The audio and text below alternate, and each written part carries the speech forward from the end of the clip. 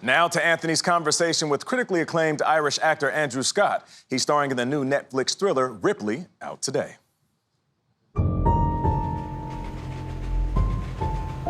May I ask you to describe Thomas Ripley? Andrew Scott plays the elusive grifter Tom Ripley in the new Netflix series. Was it a lot to live in Tom Ripley's head for a year? Yeah, it was. I ain't gonna lie. It was. The character from Patricia Highsmith's novels is a con man who becomes a killer. The corpse was found on the Via Appia Antica, struck on the head by some heavy instrument. Oh my God. What was difficult about Tom Ripley is quite a difficult person to access. Yeah. The key to it for me really was understanding that there is a big blankness. What line of work are you in, Tom? Accounting.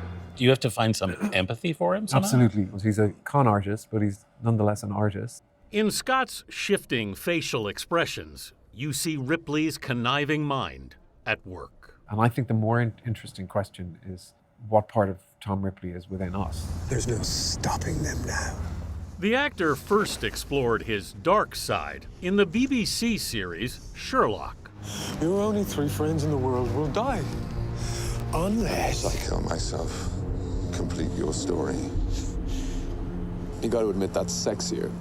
Playing Holmes' arch nemesis, Moriarty. I remember the audition for Moriarty very well, and I thought, these people are like, why is he here? And I remember thinking, I've got to frighten these people in this audition. And so I did. That must have been fun. It was really fun. She was terrified. But I got a call back. I will burn the heart out of you. Why did you want to be an actor?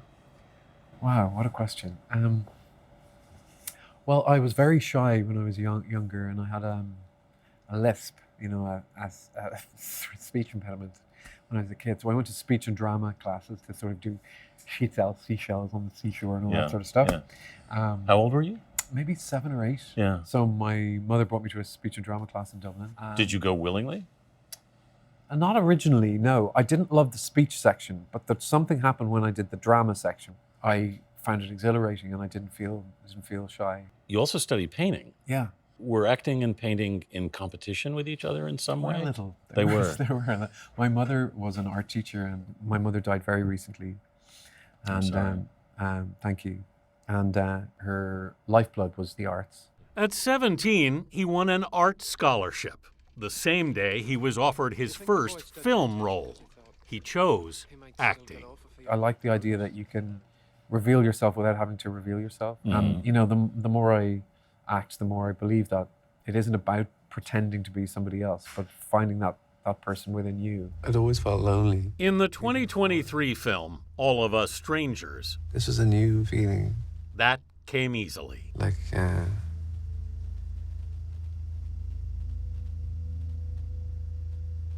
terror.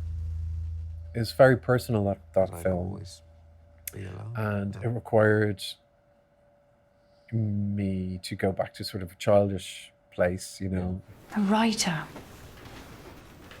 Our son. He played a middle-aged gay writer grappling with childhood trauma. Scott grew up gay in Dublin, where homosexuality was outlawed until he was 16. I felt, God, what a miracle. That's something that I was so ashamed of and fearful, and that I contained within myself could be used to be of use to other people, not just myself. I absolutely know that film has touched a lot of people, and people go, I recognize myself in that character, and that makes me feel proud. Scott may be best known here for playing the so-called hot priest in Fleabag, opposite Phoebe Waller-Bridge. So you're a cool priest, are you?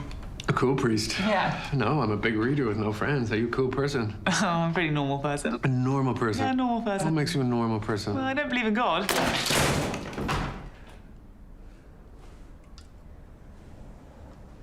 I love it when he does that. You're crossing the street and people are like, hot priest! They're out of their cars, and you're crossing on a pedestrian crossing, and you think, How do you respond to that? you can't, what do you say? You just say, hello, how are you? I love you. It'll pass. Do you watch your own movies and shows? Some of them. You do? Some of them. Yeah. Yeah. I don't love it. What dreams may come when we have shuffled off this mortal coil? They put Hamlet, I remember, on television, the recorded version that I did, and I was devastated. Why? And I just thought it was horrific. You just see all the cracks and you see your stupid big face and your voice. It's an absolute living nightmare. So how did you approach doing Vanya then? Because you recorded that. Yeah, I haven't seen that and I never will. Anna? You met Anna? Of course I did. Ivan. Well, how beautiful was Anna? She was. Well, there you have, what, 8, 9 different characters? Yeah, 9 times the nightmare. So I will never see that. Scott's nominated for an Olivier Award, Britain's Tony, for that performance. And you're at a point probably where parts are coming to you. That's somewhat true, yeah. And then there are things there's the things that I'd still like to do that What would you still like to do? I'd love to be in a musical. Would you? Yeah. Just have to learn how to sing. How's your voice? It's lacking in confidence. Have you ever auditioned for a musical? I auditioned for, when I was a kid, when my voice was breaking about 11, I auditioned, oh my God, even thinking about it now, for The Sound of Music to play one of the Von Trapp kids. Yeah. And then you're still living with that trauma. I'm still living. Can you see it? Yeah. Yeah. It's still here. Broadway producers take note. I think you'd make a great Captain Von Trapp. I liked him so much. I can't wait to see Ripley. It's amazing. Anthony, thank you.